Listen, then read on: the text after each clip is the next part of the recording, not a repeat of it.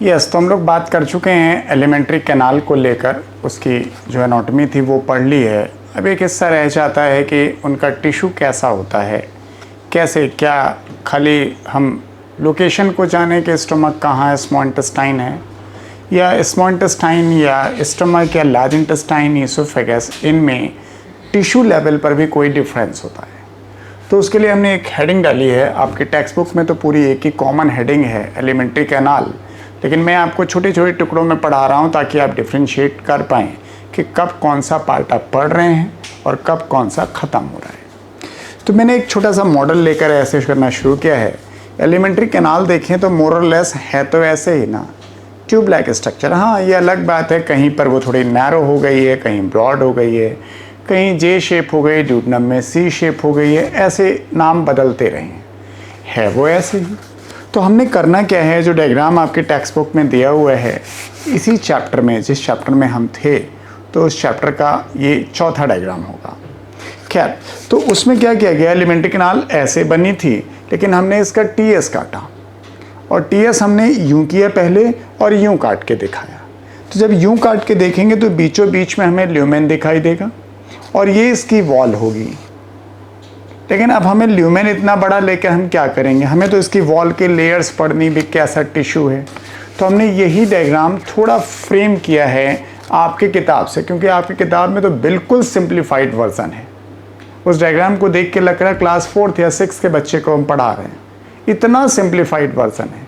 हमने थोड़ा उसे बढ़िया किया और कई पार्ट और दिखाए जो उसमें नहीं दिख रहे थे। तो हमने बस अंतर ये किया, जो ल्यूमेन था आज भी हम ल्यूमेन दिखा रहे हैं।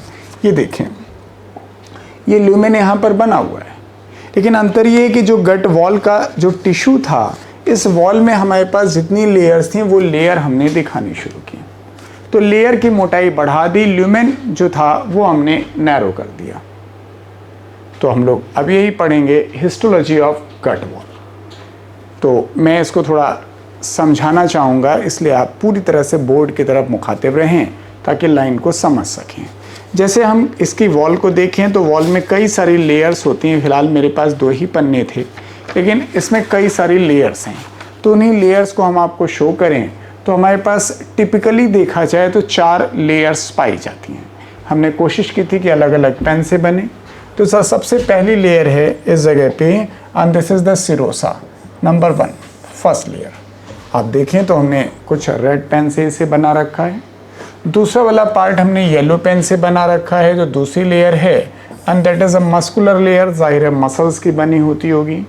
तीसरी लेयर हमने जो बना रखी है वो डॉट डॉट के फॉर्म में बना रखी है, एंड दैट इज़ सब म्यूकोसा, बड़ा कलरफुल है डॉट, एंड दैट इज़ सब म्यूकोसा।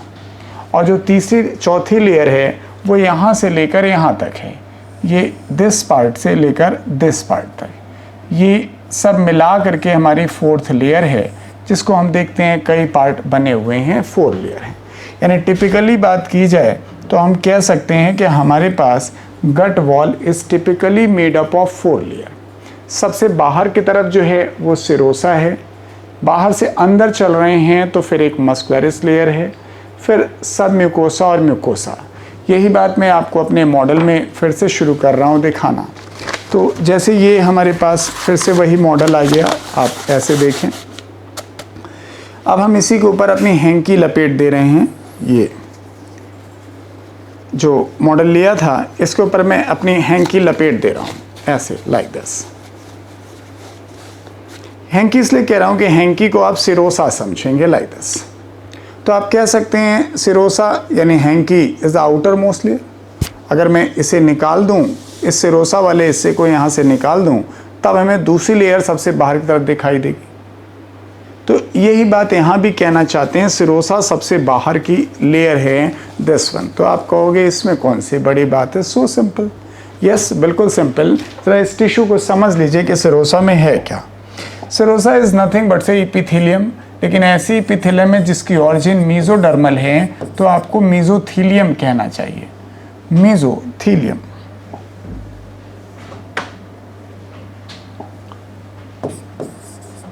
लेकिन सर थोड़ा सा कनेक्टिव टिश्यू भी होता है साथ में, तो मीजोथीलियम प्लस कनेक्टिव टिश्यू दोनों चीज़ों का मिश्रण है ये। लेकिन अब सिरोसा का महत्व जानें।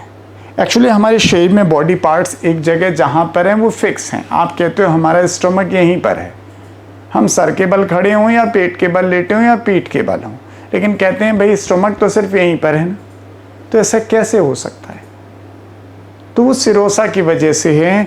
जगह जगह पर सिरोसा ने क्या कर रखा है, जैसे यही हमारा पेपर है, अगर सिरोसा हटा लूँ और छोड़ दूँ तो पेपर नीचे गिरता हुआ सीधे नज़र आ जाएगा। लेकिन हम चाहते हैं मेरी सिरोसा यहीं पर फिक्स रहे। तो उसके लिए तरीका ये होगा कि जो हमारे पास ये ऑर्गन है इस जगह पर ये सिरोसा इसको कवर करे और कवर करके इसको ले जा के कहीं से बांध दे। अगर ये ऐसे बांध देगी तो ये ऑर्गन यहीं पर फिक्स रहेगा। तो ये वाला हिस्सा ऐसा, ये देखिए जो ऐसे लटक रहा है, तो ये वाला हिस्सा है तो सिरोसा का पार्ट, यही बनाता है मेजेंट्री या ओमेंटा। तो ये आपको यहाँ पर मैं शो कर रहा हूँ, दिस वन। यानी ज़रूरत पड़ने पर सिरोसा हमारी मेजेंट्री या ओमेंटा का फॉर्मेशन करता है। हर जगह नहीं करता भाई, जहाँ ज़रूरत हो। आपने स्टमक में पढ़ा कि स्टमक में करता है भाई, ग्रेटर ओमेंटा लेसर ओमेंटा पढ़ा। लेकिन सवाल आता है भाई दोनों में डिफरेंस क्या है? तो डिफरेंस अगर जानना है तो सर थोड़ा इधर देखिए। जैसे मान लीजिए एक ऑर्गन ये है और एक ऑर्गन ये है, और अगर दोनों की सिरोसा, भाई इसकी भी अपनी सिरोसा होगी और उसकी भी अपनी सिरोसा होगी, और दोनों की सिरोसा एक दूसरे से कनेक्टेड हो, ऐसे ये एक दूसरे से कनेक्टेड हो, तो उसे हम लोग नाम देते हैं omenta. And this is the omenta. तो omenta is made up of serosa that connect one organ to other. लेकिन अगर दूसरा कुछ ऐसा हो रहा है कि अगर मान लीजिए हमारे पास कोई ऑर्गन है और ये हमारी बॉडी वॉल है, तो अगर एक की सिरोसा जो है और दूसरे के बॉडी वॉल से जोड़ के रखती है, ऐसे ऑर्गन से नहीं बल्कि बॉडी वॉल से जोड़ के रखती है, तो उसे हम कहते हैं mesentery. And this is the mesentery.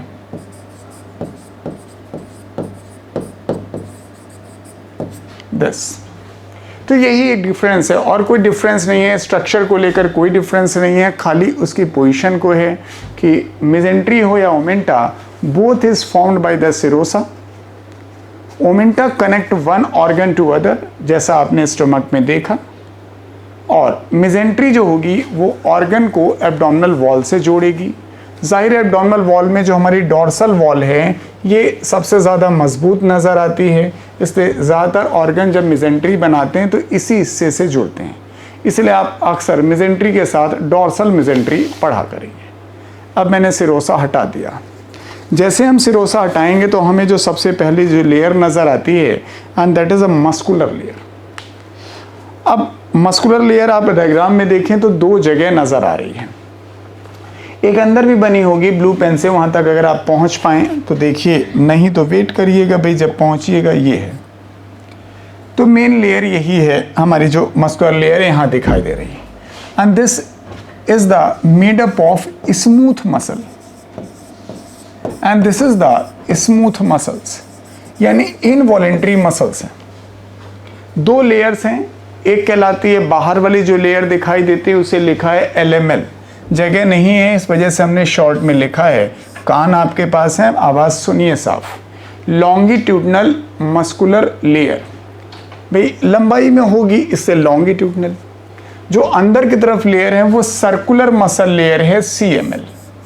This smooth muscle है, जाहिर है आपके कंट्रोल में तो है नहीं। ये दोनों मसल्स क्रम से बारी बारी से कॉन्ट्रैक्शन करती, बोले तो कुंचन करती हैं। इसीलिए दिस इज रिस्पॉन्सिबल फॉर, ये जो मस्कुलरिस लेयर है it is responsible for peristalsis, जिसको आप कहते हैं कि सर हमारा खाना जो खिसकता है वो इसी की वजह से खिसकता है, and that is the muscular layer. Muscular layer की वजह से ही एलएमएल और सीएमएल दोनों क्रम से कॉन्ट्रैक्ट और रिलैक्स होते हैं, इस वजह से हमारा खाना आगे खिसकता है। तो दो ही मसल्स हैं, दोनों ही मिलके बारी बारी से कॉन्ट्रैक्ट करती हैं, लेकिन कॉन्ट्रैक्ट करने के लिए रेगुलेशन आपका वॉलंटरी नहीं है। ऑटोनॉमिक नर्वस सिस्टम है, उसके कुछ नर्व नेटवर्क देखिए, दोनों के जंक्शन पर कुछ जगह हमने बनाए हैं, कहीं लेवलिंग की हो गई। यस, एक नर्व नेटवर्क है माइंट्रिक नर्व प्लेक्सस। आप छोड़ सकते हैं, लेकिन आप, मुझे लगा कि जान लेना चाहिए क्योंकि आपका तो कंट्रोल है नहीं कि मैं कहूँ कि हे एलिमेंट्री कैनाल तो जल्दी जल्दी पेरिस्टालसिस कर, तो नहीं करेगी। जैसे ही अभी आपका खाना वहाँ पर पहुँचेगा सर पेरिस्टालसिस शुरू हो जाएगी, आपके रोके नहीं रुकेगी। और खाना खा नहीं रहे हैं आप तो आप पेरिस्टालसिस नहीं करा पाओगे। यही तो इनवॉलेंट्री है, यानी आपका अपना कोई कंट्रोल नहीं है, वो ऑटोनॉमिकली कंट्रोल होता है। तो हमारा ऑटोनॉमिक नर्वस सिस्टम जो है उसी के द्वारा एक प्लेक्सस बनाया जाता है जो आपके एलएमएल और सीएमएल दोनों के जंक्शन पर पाया जाता है। That is a myenteric plexus या बोलें प्लेक्सस ऑफ ऑरबैक। हाँ, स्टमक के केस में आपके इस किताब में तो स्पेसिफाई नहीं किया गया है, लिखा गया है कि एक ऑब्लिक मसल लेयर हमारे एलिमेंट्री कैनाल के कुछ हिस्सों में पाई जाती है, सिर्फ स्टमक में, क्योंकि स्टमक में जो पेरिस्टालसिस होनी बहुत ज़ोरदार तरीके से होनी है, स्ट्रॉन्गेस्ट पेरिस्टालसिस होती है, तो इसलिए वहाँ पर 2 के बजाय 3 लेयर पाई जाती है। सर अंदर की तरफ ऑब्लिक मसल लेयर होती है, यानी अगर है कभी तो ऑब्लिक मसल लेयर यहाँ पर होगी इस जगह पे, लेकिन सिर्फ स्टमक में, हर जगह नहीं। काम वही है जो पहले था, पेरिस्टालसिस। तो ये 2 लेयर्स हो गई। तीसरी लेयर देखें, दैट इज सबम्यूकोसा। अब आप इधर से अंदर से पढ़ना शुरू करेंगे तो सबसे पहले म्यूकोसा मिलती है, तो उसके नीचे सबम्यूकोसा मिलती है। इसलिए वॉल को लेकर कंफ्यूज मत होइए, दोनों का सीक्वेंस पूछा जाता है कि अंदर से बाहर का सीक्वेंस बताइए, बाहर के अंदर का सीक्वेंस। तो मैं जो आपको पढ़ा रहा हूँ वो बाहर से अंदर पढ़ा रहा हूँ, तो जब बाहर से मैं अंदर पढ़ा रहा हूँ तो जाहिर है मैं तीसरे नंबर पे हूँ, दैट इज सबम्यूकोसा। सबम्यूकोसा में देखिए खूब सारे डॉट डॉट कलरफुल बना रखे हैं, डिज़ाइन के लिए नहीं बनाया, इसमें blood vessel, lymph vessel, connective tissue, बहुत सारी चीज़ें होती हैं, इसलिए बना रखा है। इस सबम्यूकोसा वाले हिस्से में एक बेहद महत्वपूर्ण पॉइंट है कि इसमें कुछ ग्लैंड्स पाई जाती हैं जिन्हें हम नाम देते हैं सबम्यूकोसल ग्लैंड्स। ग्लैंड है सबम्यूकोसा में तो और क्या कह लोगे, तो उसे हम सबम्यूकोसल ग्लैंड कहते हैं। Sir they are form by the invagination of epithelium. जब आप म्यूकोसा में सबसे अंदर की लेयर जो गट ल्यूमेन का वॉल बनाती है, उसकी बाउंड्री बनाती है, उसकी एपिथेलियम अंदर की तरफ धंस जाती है, धंस करके सबम्यूकोसा तक पहुंच जाती है, उसी को हम लोग कहते हैं सबम्यूकोसल ग्लैंड। ऐसा ड्यूडेनम में नजर आता है। बेहद इंपॉर्टेंट है कि ड्यूडेनम में सबम्यूकोसल ग्लैंड पाई जाती हैं, उनका नाम ब्रूनर्स ग्लैंड कहलाता है। और yes that will secrete the mucus, ये म्यूकस सिक्रीट करती हैं। तो सवाल 40 के बराबर हैं कि ब्रूनर्स ग्लैंड कहाँ पर है, ड्यूडेनम में। ब्रूनर्स ग्लैंड किसने बनाया, एपिथेलियम ने। ब्रूनर्स ग्लैंड्स क्या सिक्रीट करती हैं, दैट इज म्यूकस। और चौथी बात, ब्रूनर्स ग्लैंड का सिक्रीशन यानी जो म्यूकस है कब और कितना निकलना है ये भी आपके यहाँ कंट्रोल में नहीं है, वो ऑटोमेटिकली कंट्रोल होता है, that is by the nerve plexus, yes Meissner's plexus. Sir ये भी जो मीजनर्स प्लेक्सस है it is again the ANS, autonomic nervous system का प्लेक्सस है। तो yes that's all about your submucosa. तो हमने 3 लेयर की बात की, सबसे पहले सिरोसा की बात की है, फिर मस्कुलरिस लेयर की और फिर सबम्यूकोसा की।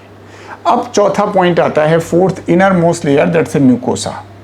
अब डायग्राम देखें, किताब में नहीं दिया गया है, फिर भी आप इससे देखें, फिर किताब का डायग्राम देखिएगा। जो म्यूकोसा है वो 3 लेयर की बनी है। म्यूकोसा में जो सबसे बाहर की लेयर है वो है मस्कुलर लेयर, ब्लू पेन से बनाया है। उसके बाद डॉट डॉट बनाया है लेमाइना प्रोप्रिया, और सबसे अंदर की तरफ है वो है एपिथेलियम। वो 3 लेयर्स पाई जाती हैं। अब इसमें जो मस्कुलर लेयर है कोई बहुत इंपॉर्टेंट नहीं है, वही काम है, वही मसल्स हैं जो आपने मस्कुलर लेयर में पढ़ रखी थी पहले। Same help in the peristalsis, उसी के साथ कोऑर्डिनेट करती हैं। लेमाइना प्रोप्रिया का अगर आप कंसिस्टेंसी देखें तो बिल्कुल वैसी है जैसी आपने सबम्यूकोसा में पढ़ी, यानी ब्लड वेसल, लिम्फ वेसल और नर्व्स वही पाई जाती है। सबसे अंदर की तरफ एपिथेलियम है और वही फोल्डेड होती है। यही फोल्ड होकर के स्टमक में आपने कहा रूगी बनाती है और स्मॉल इंटेस्टाइन में इसने विलाई बनाना है। पर्पस भैया एक, सरफेस एरिया बढ़ाना, दोनों ही जगह पे, लेकिन नाम जरूर संभाल के रखिएगा। स्टमक में हम उसे रूगी कहेंगे और स्मॉल इंटेस्टाइन में हम उसे विलाई कहेंगे।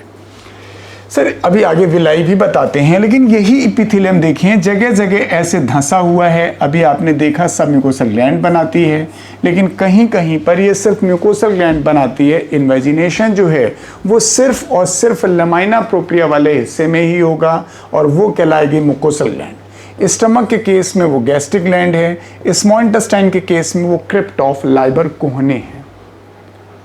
तो जो आप इंटेस्टाइनल ग्लैंड पढ़ते हो या गैस्ट्रिक ग्लैंड पढ़ते हो, ये भी एपिथेलियम से बनती है। सब ब्रूनस ग्लैंड, गैस्ट्रिक ग्लैंड और intestinal gland, crypt of Lieberkühn को इंटेस्टाइनल ग्लैंड भी कहते हैं। ये तीनों ही चीज़ें एपिथेलियम के धंसने से बनती है। अंतर इस बात का है कि गैस्ट्रिक ग्लैंड और क्रिप्ट ऑफ लाइबर कोहने सिर्फ म्यूकोसा रीजन में ही रह जाती है, यानी लमाइना प्रोप्रिया में ही रह जाती है, लेकिन जो आपकी ब्रूनस ग्लैंड है वो धंस करके सब म्यूकोसा में चली जाती है। इतना ही डिफरेंस है।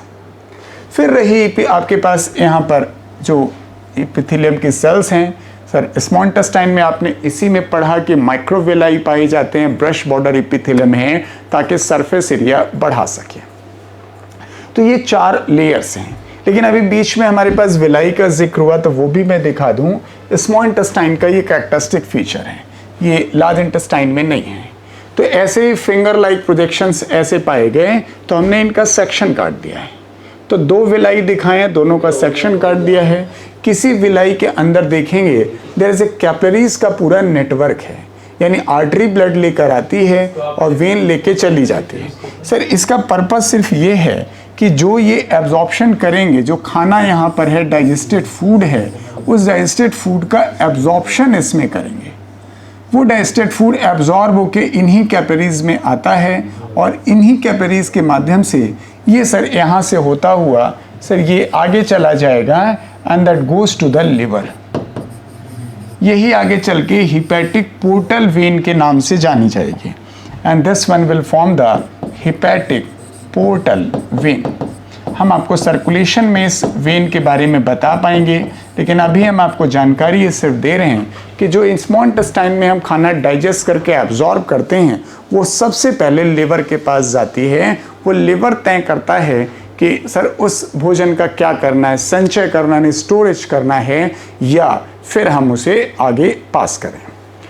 सर यहाँ पर एक हमने लिम्फ वेसल भी दिखा रखी है जिसका एक नाम रखा है लैक्टियल। ये भी आप इस चैप्टर में अभी पढ़ेंगे। लैक्टियल का मतलब होता है मिल्की अपीयरेंस, मिल्की।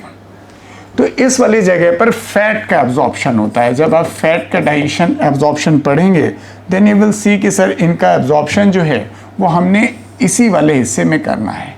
वो मोनोग्लिसराइड, ट्राइग्लिसराइड, फिर आगे चल के सिस्टर्निक काइल एक नाम आएगा, काइल वर्ड आएगा, उस जगह पर आप पढ़ पाएंगे। तो अभी तो आप जनरल बात समझिए कि इन जनरल फूड का एब्जॉर्प्शन ब्लड कैपिलरीज में होता है। फैट से रिलेटेड कंपोनेंट का जो एब्जॉर्प्शन है वो लैक्टियल में होता है, यानी लिम्फ वेसल में। फिर आगे पढ़ पाएंगे ये लिम्फ वेसल भी आगे चल करके सर इसी वेन वाले हिस्से में मिलती है। मैं ये नहीं कह रहा हिपैटिक पोर्टल वेन में मिलती है, लेकिन वो वीनस सिस्टम को ही सपोर्ट करती है। तो इस तरह से हम एनाटॉमी का पार्ट इसका पूरा कर पाए, एलिमेंट्री कैनाल होती कैसे है और उसका टिश्यू पार्ट कैसा है। इसके बाद हम डाइजेशन अभी शुरू करने की स्थिति में नहीं है, क्योंकि हमें अब इसके बाद एलिमेंट्री कैनाल से रिलेटेड जो ग्लैंड्स हैं उन्हें पढ़ना होगा, जिन्हें हम डाइजेस्टिव ग्लैंड्स कहते हैं। 3 डाइजेस्टिव ग्लैंड्स आपको पढ़नी है, सलाइवरी ग्लैंड, लिवर और पैंक्रियास। जब हम डाइजेस्टिव ग्लैंड्स पढ़ लेंगे तब हम डाइजेशन वाले हिस्से पर आएंगे। एक एक करके क्रम से अलग अलग ऑर्गन में हम डाइजेशन करा पाएंगे और देखेंगे फूड का पार्ट किस ऑर्गन में कैसे टूटता है और क्या सबस्ट्रेट है और क्या प्रोडक्ट है, क्या डाइजेस्ट हो पाता है, क्यों हो पाता है। वो डाइजेशन एब्जॉर्प्शन का रियल चैप्टर होगा। Yes, that's all about your alimentary canal. जो आपने माउथ से लेकर एनस तक पढ़ा था उसी की हमने हिस्टोलॉजी बताई आपको इस वाले टॉपिक में कि कैसे टिश्यू और कैसे लेयर्स का डिस्ट्रीब्यूशन होता है। यस।